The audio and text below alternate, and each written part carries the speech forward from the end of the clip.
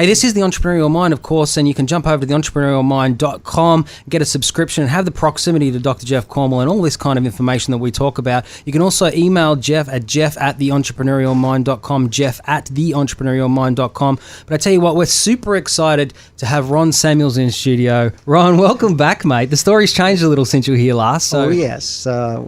Thank you for having me. It's always good to see you guys. Well, we absolutely love having you. I think that you kind of knew what was up when you were here last, but you had to keep it under wraps a little bit. And we talked about Avenue Bank and your entrepreneurial story of jumping out on a limb and starting a bank when you're in your 60s, which was incredible. We were just bad-mouthing the millennials for not having the balls to do anything. And No. What is this we? What is this we? One in that all was in. you. One in all. We have it recorded here. That was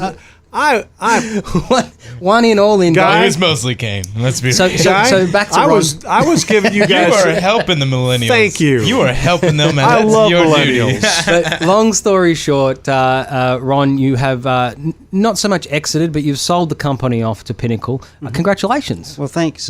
Yesterday was a big day. We put up the Pinnacle name on the Green Hills office, on the baggage building, and the other offices. So the hummingbirds are gone. The hummingbirds are gone. It must be sad though, mate, a little bit. Well, it's bittersweet when you start something, but it's also very exciting. I mean, you think about 10 years ago, literally this month, we were beginning to organize to start the bank. I was, in fact, on September 15th, had resigned my position and then left November the 6th. But, we were thinking with a blank sheet of paper about this bank and what we could do.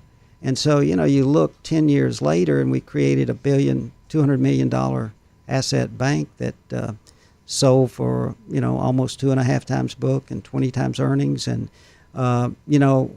we did our job for our shareholders. And that was my job. Now, there was a time, especially early on, where that looked like almost an insurmountable task.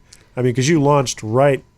2008. Yeah, at a really bad time. 2007. February 15th of 2007, we closed on a $75 million capital raise. And we sold. And that was quick, too. It was a quick raise, wasn't it? It was a quick raise. We started mid-January of 07. We set out to raise $75 million. We hit sort of a wall at about $58 million. And I was thinking, oh no, this is not working. And the problem was we were a community bank.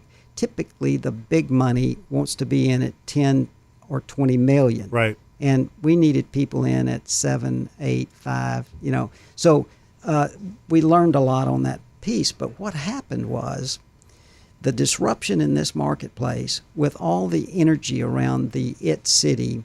That was before, I guess, a little before they started calling it the IT city. But it was Regions acquired AmSouth Bank.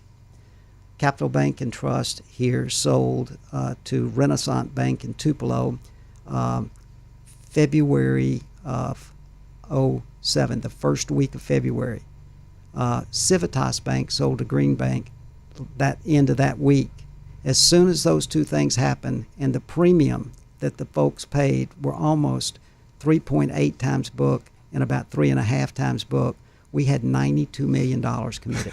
Wow. So we got to pick, so how lucky was that? Right. And then 2 months later, the first words we heard were subprime.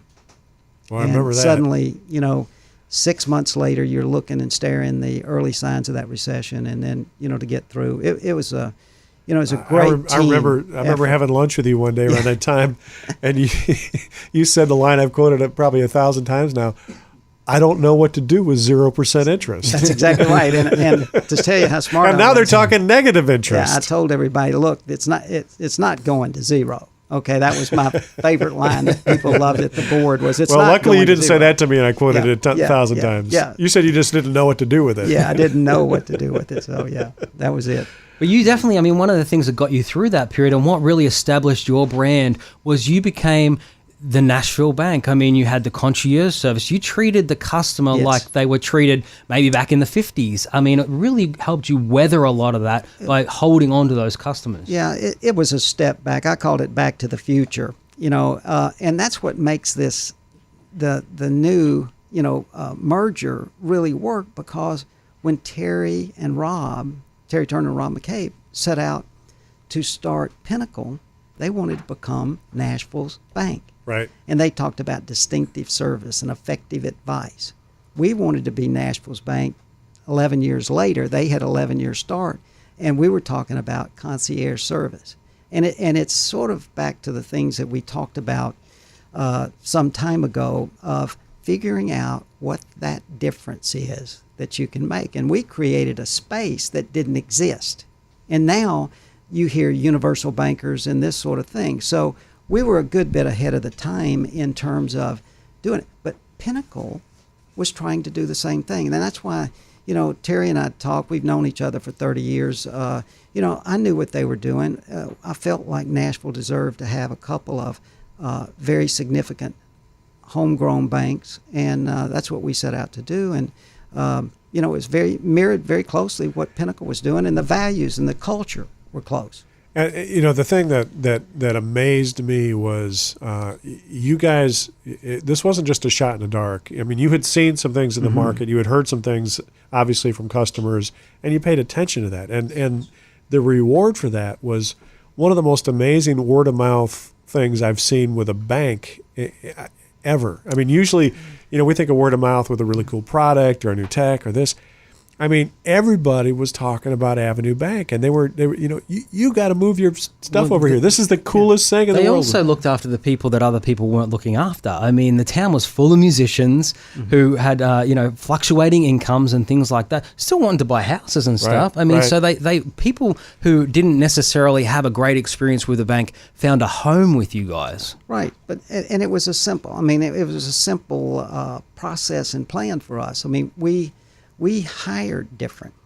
We hired people that really wanted to serve first, and and serving the client first is really what we were about.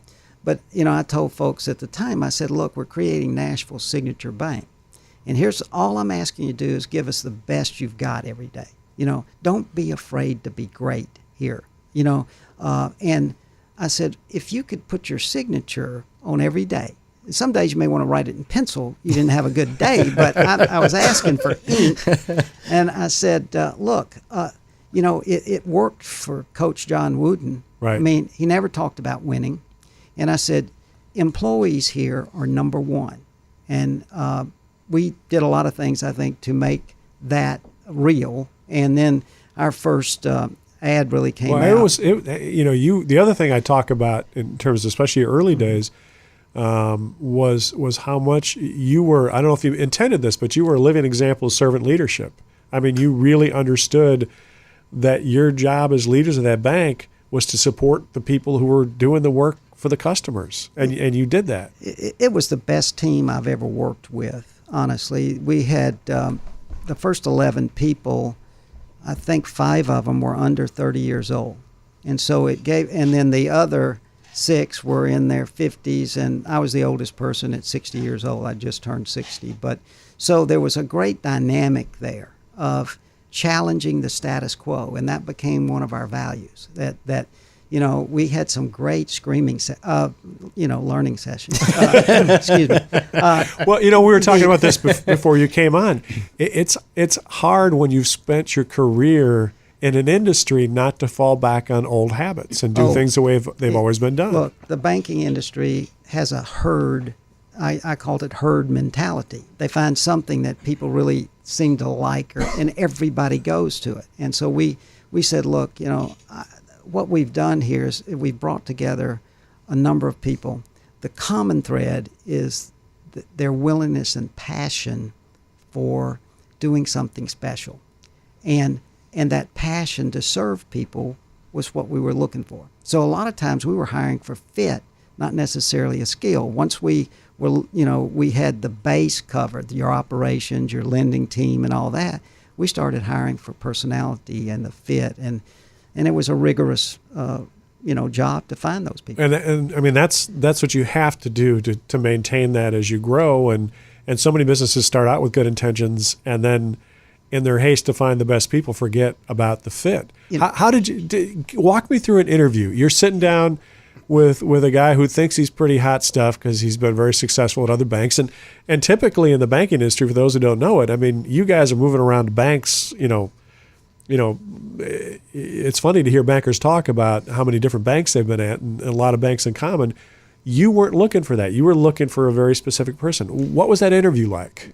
Well, first, typically what we would do is they were sort of introduced into the bank. So we weren't using a source. So people, for instance, I'll tell you one that was really great is I was playing golf or hitting balls down in Florida at Camp Creek Golf Course, and I look up and there's two Middle Tennessee State golf bags out there. And I thought, well, that's strange. And I was watching them hit balls, and they obviously played on the golf team. One was female, one was a male. And so I went in to get a drink, and the young lady, came in. And I said, are y'all from Middle Tennessee State? She said, yes, I play on the golf team. I'm a senior. And I said, well, what are you going to do after, you leave? And she said, well, I don't have a job.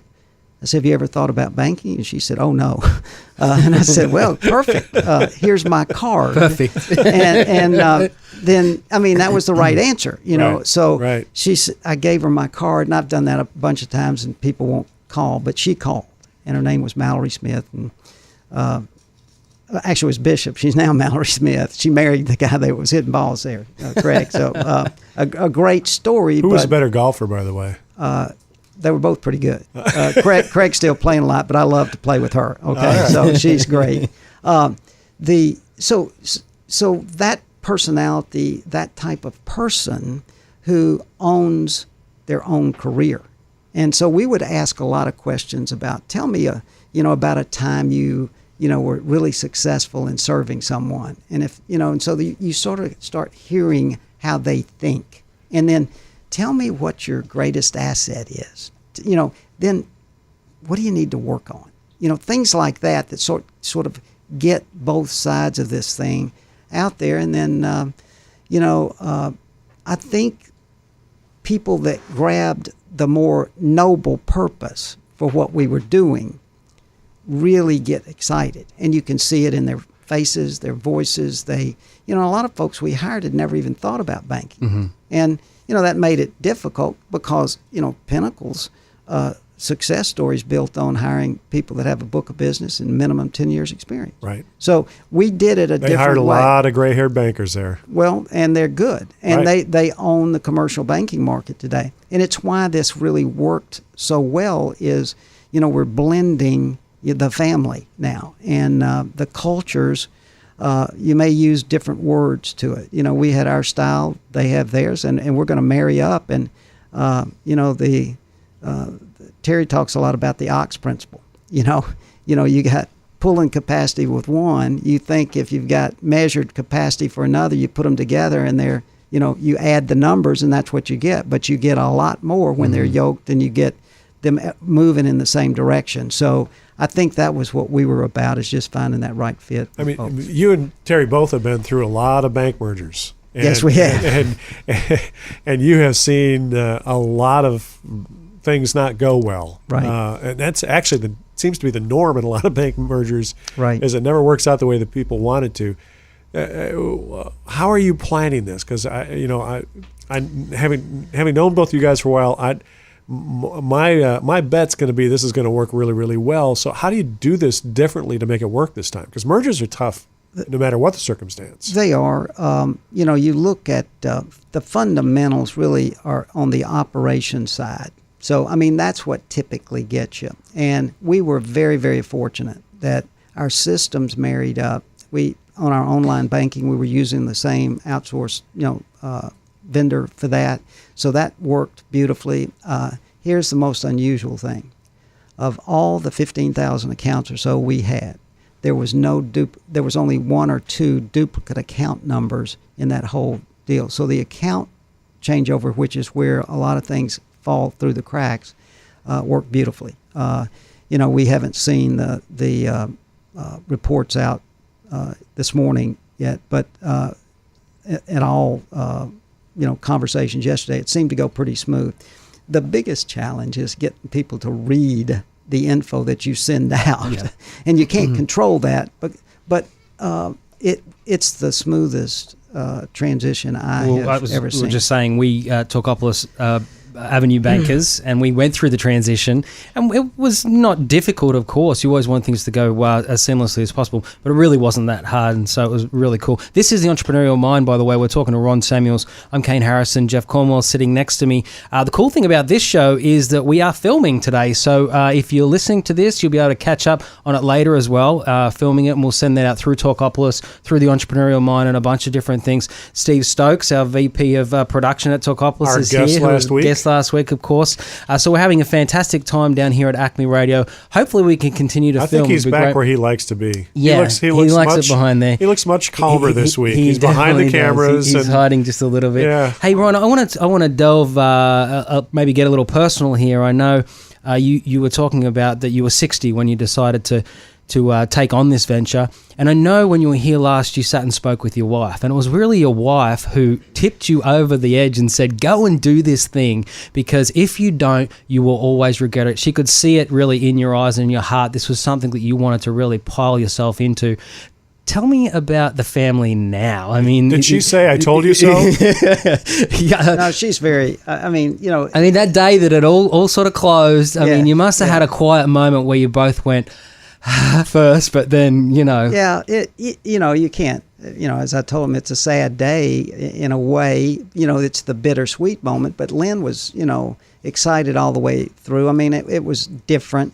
I think one of the things I believe I shared with you all was that we sat down that night, we were having dinner, and I brought this yellow tablet in there with the, T account, pros, cons, and she said, throw that away. Ron, you do not like to take risks. Write that at the top of the page. Underneath that, Ron, you are a banker after all. I know. And she said, you do not like to take risks.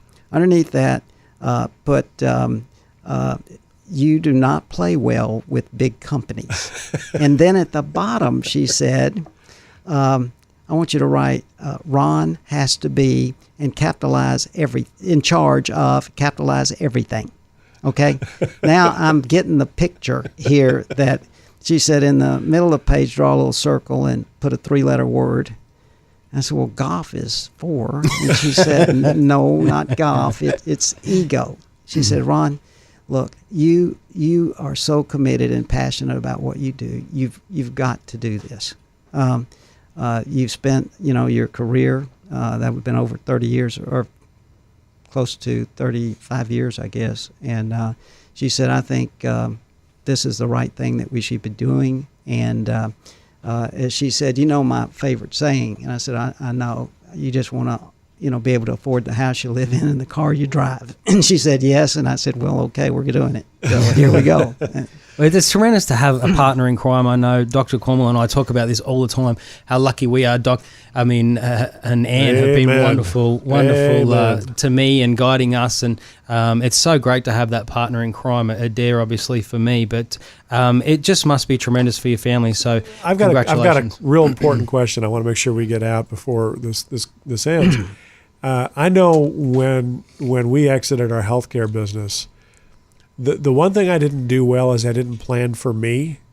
I was so wrapped up in, there's so much to do right up until closing. There's so many, because things can go wrong. I mean, they often go wrong. Yeah, 50% of deals fail in that kind of final stage, and so you're so focused on this. You're focused on maintaining the momentum with your company, and then the transition while you're maintaining momentum, and then all of a sudden it's going to be gone. Yeah. What's next for you? Have you thought about that? I didn't plan very well. You're not allowed to say golf. Well, I'll be definitely playing more golf, but and that's going to be to help our combined companies be successful. Schmoozing on the golf course again. So I'll be back there.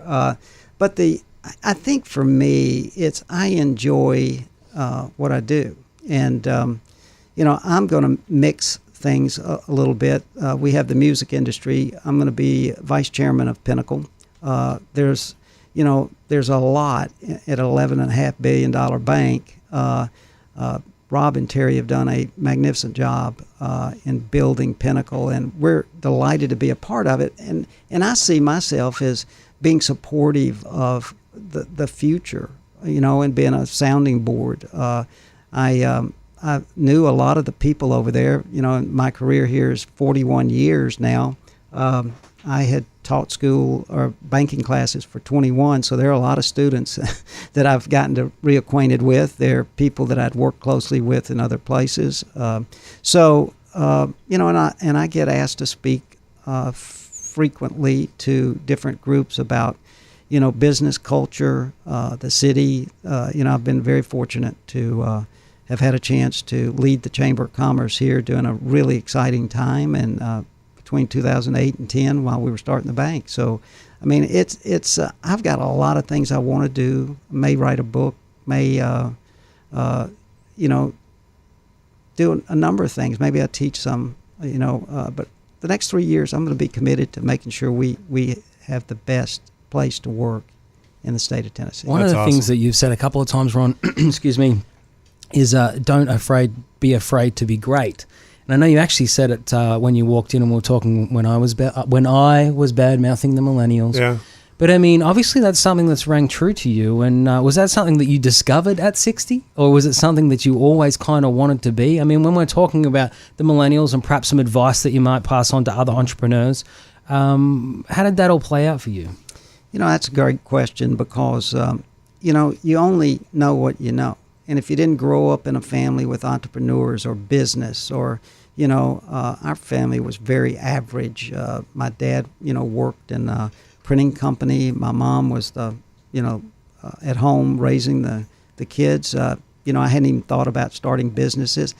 I think I learned more about, if you think about school, they grade your papers, they mark them up, and, you're afraid to fail the test, because that's the signal. That's the only thing you've got. So you grow up fearing failing. And I think taking risk is another piece of that. But for me, it was about kind of maturing. And, I had one of my first reviews, the guy asked me what I wanted to do in the bank. And I said, well, I'd love to be the CEO. And he said, hey, Ron, there's no chance of you being a CEO. And I said, well, thank you. For that encouragement. So I think, he put this thing out there, and I thought, well, I'd been a leader anyway. Did you send him the press clippings? He's passed now. But the thing about it is that, I think along the way, I realized that you have to take that risk, and that the thing holding most people back is they're scared of success, right? And being really great. And so I started, instead of being afraid of failing, trying, just trying the things that made the most sense to me. One of the things that review said was, he said, Ron, you're just too nice. And I said, well, thank you for that. But he said, you got to be mean.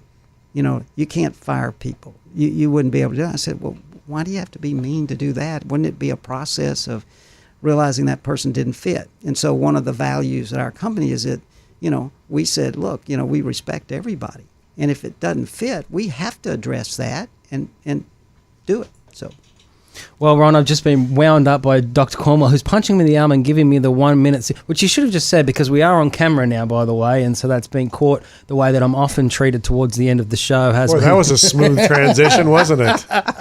That's great. Ron, wow. Let me tell you, we absolutely love having you I in think here. I might need to take a couple of weeks off. I said to You're Dr. feisty Jeff, today. I said to Dr. Jeff Cornwell, it was being around all those You crying are kids yesterday. feisty today. I'm telling you.